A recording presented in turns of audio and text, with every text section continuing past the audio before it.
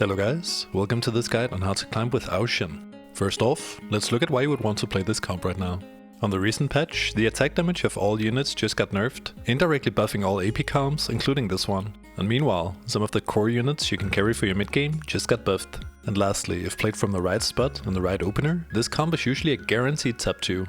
This comp uses Ao Shin as your primary carry. Your team stalls, while Ao Shin gains mana, meanwhile stacking the AP on his Archangel staff.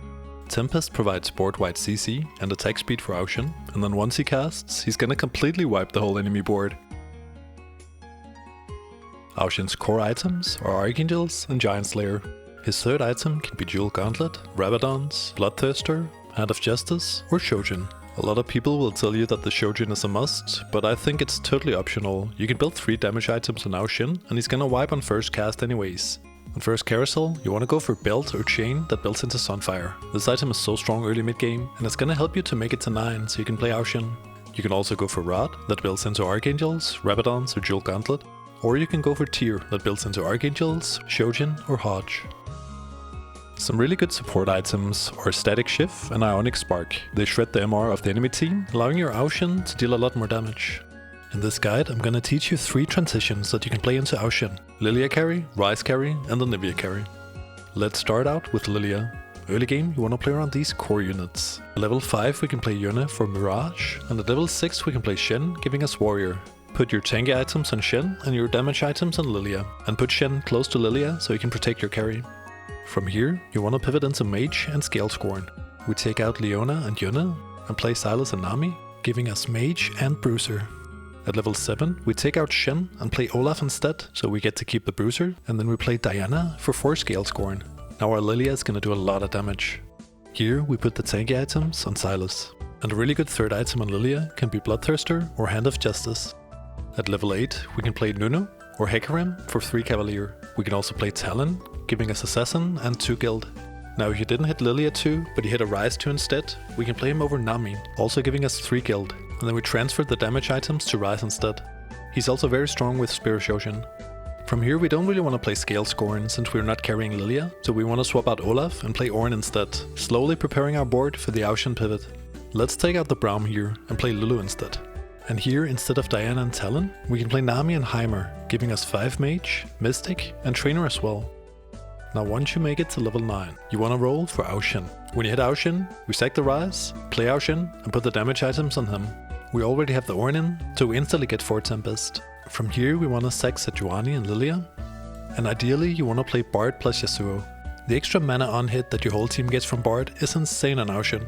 It's gonna help him a lot with getting that cast off. And once you hit Zoe, you want to take out Heimerdinger and play her instead. Zoe works really well with utility plus a mana item. If you can hit a replacement Sylas, it can also be very good to transfer the tank items to Ornn instead. And once you have 3 items on your Ao Shin, you can spike your board even further by itemizing your Yasuo. Now before we get into leveling an Econ, I want to show you guys how to transition from Annivia Carry into Ao Shin. The board is very similar to our Ryze board, and therefore it's very easy to flex between these. Let's take out Ryze, Sejuani and Lilia, and play Annivia, giving us Evoker, and then we play Nico plus Gnar, giving us Jade and Shapeshifter. Position your backline around the Jade statue, and put your damage items on Annivia. Annivia also works exceptionally well with Morello. This item just got buffed, and is very strong right now. Bear in mind that if you do build this item, you don't need the Sunfire on Sylas anymore. Now once you reach level 9 and hit Ao Shin, we sack Annivia, play Ao Shin, and now since we don't have Jade anymore, we can position like this instead. Here we can also flex in Elise over Gnar, keeping the Shapeshifter and giving us Whisper instead.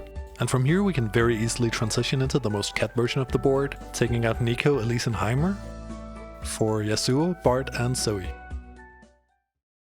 This comp uses a fast 9 leveling curve. Now to go fast 9 we need a lot of gold, which means that the comp is best played from a high roll early and mid game.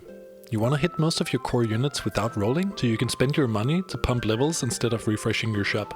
In other words, if you're not high rolling going into stage 4, sitting on an upgraded board with a lot of gold, you might want to think about playing another comp than Ao Shin. Some other comps you can pivot into are Deja, or you can go Shioyu and Annivia duo carry.